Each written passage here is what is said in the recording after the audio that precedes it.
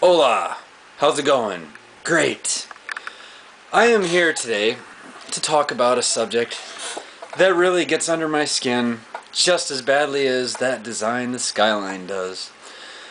Today, we are going to talk about people on the internet who sit and bitch, whine, moan, complain, blah blah blah blah blah blah about bands that they happen to thoroughly enjoy. Bands who are of legendary status for the most part, changing their sounds and trying to evolve themselves, while everybody else, as I just said, bitches, moans, cries, and blahs blah blahs about it. Blahs blahs blahs, blah blah blah about it, whatever. I don't really care. I read a lot of things, just as I'm sure anybody else who gets on the internet does, about how people basically think that they know a band because of the music that that band has made in the past. That, oh my god, they added something that totally is not metal to their sound, so they're not cool anymore, they're not metal anymore, they lost their bit of roots that they had left in them. You know, and some bands that come to mind in that sense are In Flames, The Haunted, and Morbid Angel, and hell, even Slipknot. You know, there's a lot of people out there who just think that, like I said, just because a band makes certain music or has made certain albums in the past, that you think that you know that band, that you think you know what that band wants to do all the time, you know. And you couldn't be more wrong. I watched a video by this guy Infidel in Amsterdam, who even said that when bands sign, when they're signing their record deal contracts or whatever, they're not saying that they're going to be a specific sound, you know, and that they are not going to ever experiment and put some diversity into their music. They never say anything like that. Who are you to define that band? Who are you to say what that band can and can't do and should not play? You know, I can understand if you just flat out don't like it. You know, if your ear just isn't really picking up too well on it, great, fine. You know, you're one of those people that can keep their opinions to themselves, or at least talk about it in a respectful way and respectfully disagree with the band's decision to make that sort of sound or that sort of record. But, you know, then you get the dumbasses out there who, just like I was saying this whole video so far, sitting there saying, oh, this band isn't cool anymore, this band's not metal anymore. They added acoustic guitars and some, oh my god, some keyboards. Oh, they're not good anymore. They betrayed me. They betrayed me because they put some singing vocals in it when they never sang before. They didn't sing before. They never used acoustic guitars before. They never used keyboards. What the fuck is that? You know, like, seriously. Why does it matter what a band does? Why can't you just listen and try to get what that band is saying, especially if they're your favorite band of all time? Because if they are, then, you know, you'll try your best to respect the band and their decision to do what they've done. And you will respect that they at least gave it a shot. You know, I know not everybody, like I said, not everybody is like that. Some people will just give it a shot, and if it's just not their cup of tea, it's just not their cup of tea. Great. You know, but I just wish everybody could be that way, because they're not. You know, and I'm speaking on behalf of metal in this thing, because you can't really do it so much with rap or rock, really, because rock is just rock. And rap is just one of those things where it's a bandwagon trend, is all rap really is, at least nowadays. It never used to be back in the day, but now, you know, a certain rapper comes across auto-tune and bam, almost every freaking rapper out there has got auto-tune going. Why? Because it sells. Because in the rap game, with that kind of, with the mainstream rap nowadays, that's what it is. It's about making this, and it's not about this. Maybe sometimes it's about this, but also making a little of this, which, you know, in turn, not really that big of a deal, I guess. But we're focusing on metal because metal is a very touchy subject to a lot of people out there, and if a certain band, such as Morbid Angel will be my prime example here, they're of legendary status in the death metal world. They are one of the very founding father bands of death metal. You know, from Altars of Madness up until Gateways to Annihilation, even Heretic, I'll go as far to say. But I didn't like Heretic personally because the guitar production was just crap. But you know, now you get their new album, Illudivinium Insanus. I think that's how you say it. I'm not really sure.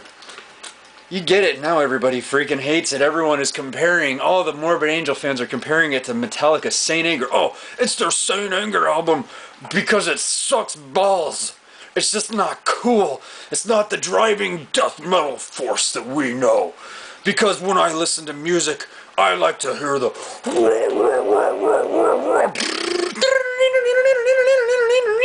Chugga chugga chugga. Oh, that's what I like to hear when I listen to death metal. But they didn't do that now. Now they got songs like Too Extreme and that Existo versus the World or whatever the hell it's called. You know, there's electronica stuff. You know, they should have just changed their name to Sucky Angel or Morbid Suck or something. You know, something like that, because they did a few songs where they ventured outside their comfort zone. Wah. Cry me a river, my heart breaks for you, blah blah blah. But you know, there are quite a few tracks on that album actually that are of typical Morbid Angel style. You know, Morbid Angel's never been the type of band that has them really low death metal vocals, because at the time they came out, that really wasn't there yet. You know, I don't remember who exactly started that kind of vocal style. I thought it was Chris Barnes on from Cannibal Corpse on the Butchered at Birth album, but I'm not sure. I don't think that's it, but it could be. I could be wrong. But you know, people are just bitching and complaining about it now because it's just not the crushing death metal sound that the pioneers of one of the pioneers of death metal did, because they want to venture out and they want to try something else, something new, something that they have yet to really do before.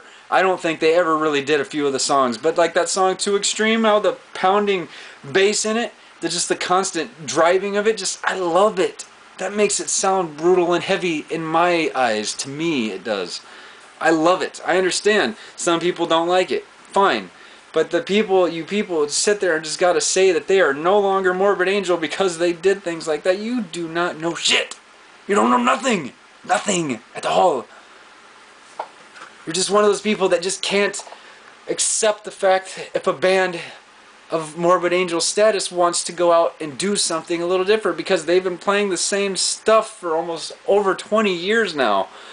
They play the same thing and they want to venture out, and then they get this. They get one of these shaken at them.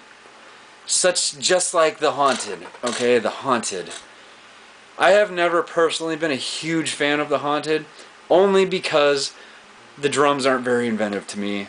And you know, the guy's a great drummer and all, but it just, the drumming style that they used on a lot of their songs, just the constant fast beat is not really what I like. You know, I like a little bit of prog drum playing in there. But you know, they did Unseen. Everybody hates that album too, almost everybody. I don't. I love it. I actually think that that is the sound for The Haunted. You know, just because they aren't doing what they've done before.